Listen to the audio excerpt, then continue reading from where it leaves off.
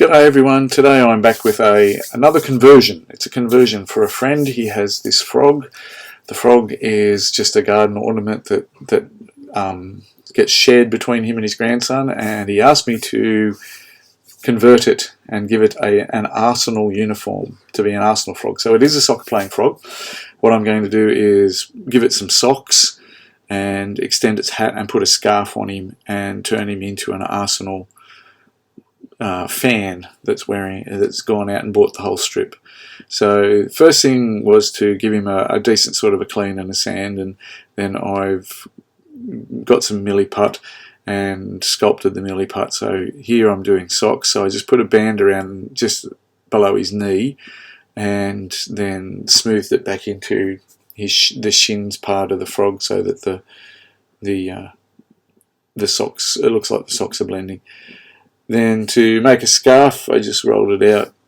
This is the same way that I've done scarves. I think I might have even shown a thing how I do flags and scarves years ago now. Same thing, just in a slightly bigger scale. So I positioned it around the frog's neck and smoothed it in, made sure it stuck. Decided I wanted it a little bit longer, so I've made some more milliput and combined some more milliput, and then I roll it out flat. I always get a scalpel and cut the feathery bits of the scarves or flags when I'm making them in first, because I find that it's easier to feather them out when you've got them on there. The next thing was to make his hat not a lily pad, but to make it a bucket hat.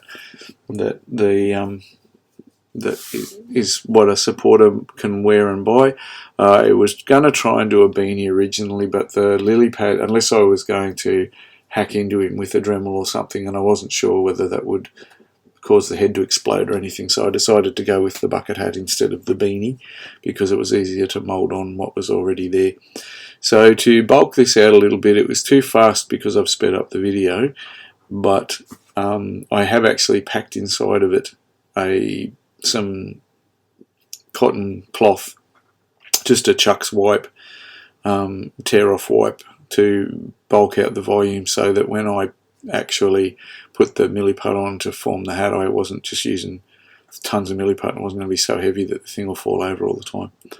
Took him outside and sprayed him with white paint. It took me several coats to do the white because the colour that was on his shorts initially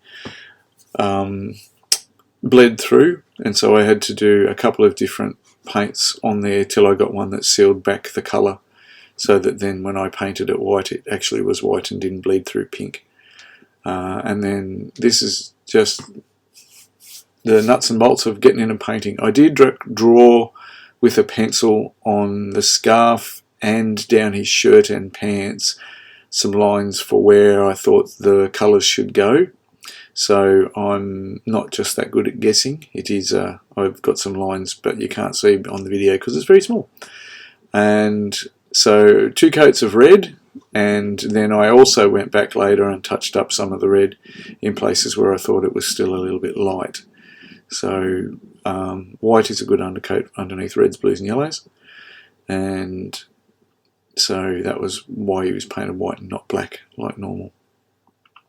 There's a hole in the soccer ball that got filled before the end, but I did that off camera because it was just making some milliput and putting it in, and so you can see the slight yellow bit of the milliput on the soccer ball. So after all the red was done, I then left him to dry. So you'll see in a minute the red being finished, and every now and again I've taken photos, so there's photos for the in-between bits to show you a little bit. Now I apologise at the beginning of this video because at the end I actually ran out of video space on my video camera, and so I missed the last bit where I painted his eyes with the gold and did the black in his eyes and on the soccer ball.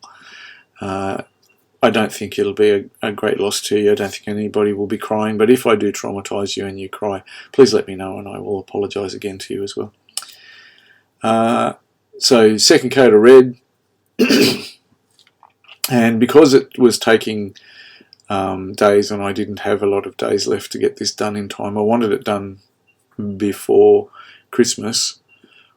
It didn't happen, but it got done in between Christmas and New Year so that I could take it and give it to my friend, and he could decide whether he was going to continue to share it with his grandson, sneaking it into each other's garden, or whether it was no longer a garden ornament and had become a permanent fixture in his home. So touching up the white where some of the red got on it because of my sticky fingers, and then I decided to force the issue and use the heat gun to dry it off a bit faster so that I could just make a little bit more progress at the time. So after the red and white touch-ups, I got a blue and did the blue on there's a little bit of a blue stripe on his shirt, and that follows down onto his pants, like the uniform that the blokes are wearing for all the things that I could find, and he also has stripes on his shoulders, which I decided to freehand, and they turned out good, but it was a risk. I could have mucked it up entirely and had to paint the white over. I decided to back myself, and as it turned out, I managed to get it all right, and the stripes are well and truly acceptable for what he is.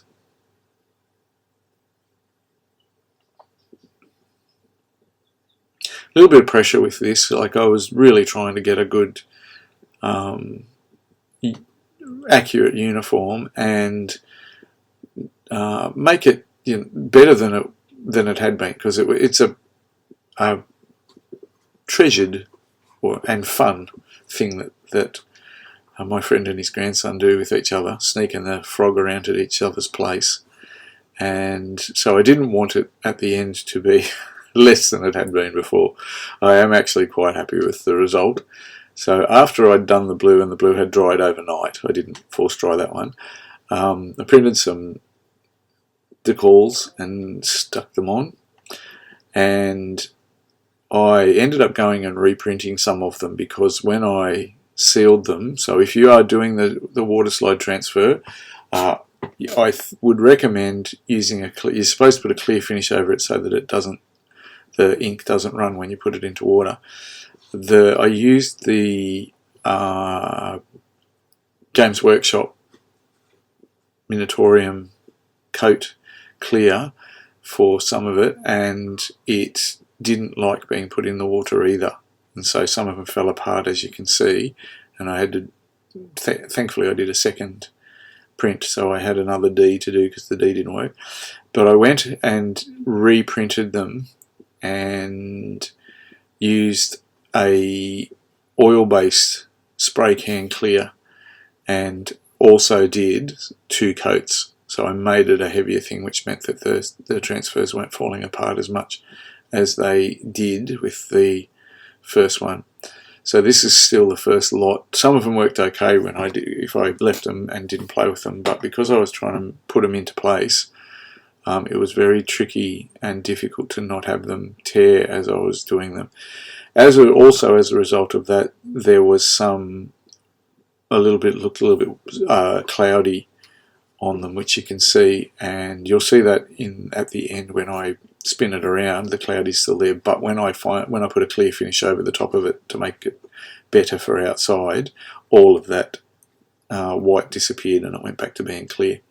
So I reprinted and stuck on the Arsenal logo, and with the whole intention of painting it white like you see here. This was one of the first transfers, and when I put it on, it just did not want to work, and I tried very hard, as you can see in the video, to get it to work properly, and when it was done it looked like a hat that had been mauled by a dog, and so I just off camera got my thumb and took all of that back off and reprinted the Arsenal logo at the right size, and so didn't bother to film putting it back on because it's just sticking transfers on. But when you see the photos of him later, that logo is terrific. It's not ruined at all. So this was starting to paint the skin of the frog, and I based it on an Australian green tree frog. So we have just green tree frogs that are prolific in the area that we live in, and they have tiny little fingers and palms, and up the inside of their arms, and up the what would be the inside folds, back of their knee, on their legs, and on their throat. And so I set about to turn this frog not only into an arsenal supporter, but a true Australian frog. So you'll see as we go, that was just building up some colours. I did a transitional colour between the initial cream and a green. I added a little bit of green into the creamy colour and started up from the webbing to the green transition that you'll see a little bit later. Thought about putting dirt on his knees and his elbows, but when I painted him, I actually really liked him clean in his clean uniform with no dirt on him, so I didn't go with that idea.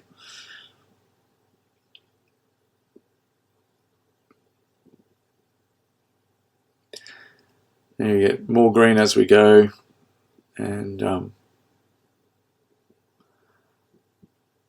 just paint the bits doing the top part of the leg and a little bit on the top of his fingers and the top of his toes, so that you still see the creamy bit as it runs down over the side. As he started to get not just white and red, I started to get quite excited about the way that it was looking, because it came together. It was looking really good, and I was pretty excited about it. And I think my friend is also happy enough with the end result. He sent me a couple of texts saying thank you, it looks great, when I dropped it off. And like I said, now I don't know whether it's going to be shared between the gardens or whether it's now become I'm hanging on to this one in case somebody flogs it. So we'll see. We might have ruined the tradition of hide the frog in your garden. So a couple of glamour shots, which I'll display in a minute. Now somewhere here the video runs out, and so you won't get the rest of the painting, and I apologise for that, because that meant that I had 4 hours of video things, and it takes quite a while to get them onto the computer and then into some format that I can save them and download and store them. Is several hours work, so that my computer doesn't get completely filled up with raw 1080 footage.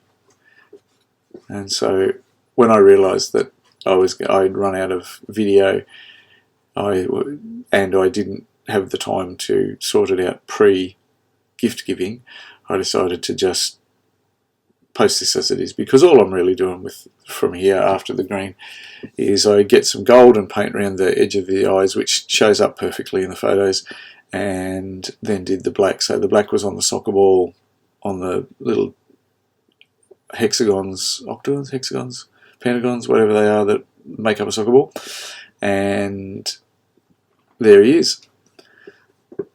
So that's before his eyes got done and the black was done, but that's all you're missing out on as far as the painting goes, the gold, the black, and the pink in his mouth, and the lead belcher silver on the whistle. Yes, you did miss some, but can't be helped now. So here he is finished without his clear finish on him. So you can see that he turned out pretty good. The black looks good, the pink looks good, everything looks good, and the Arsenal logo on his cap is fine. As you can see, you can still see a little bit of clouding around the decals on his back, and there's a little bit on the Emirates bit on the front, but when I sprayed him gloss clear, they all went clear as well, and so he hasn't got all of that happening to him. He's a very committed Arsenal supporter, because he's also got the Gunners logo as a tattoo on his arm.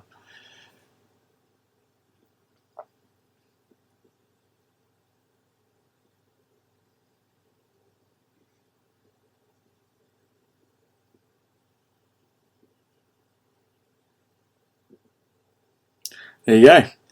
So around the world and just having a look at him, and then here the next photos I think are with these are still just stills from that particular photo bit, and then we'll go to some glossy ones where he was, after I'd done the gloss, and he was finished. So there he is with his gloss on, and all of his cloudy bits went clear again once the gloss finish went over. I gave him a couple of coats of gloss with natural drying in between. I didn't force the issue with a heat gun or anything, and I just did a couple of coats to make him look good. So thank you for watching. I hope it's been fun, and I'll see you next video.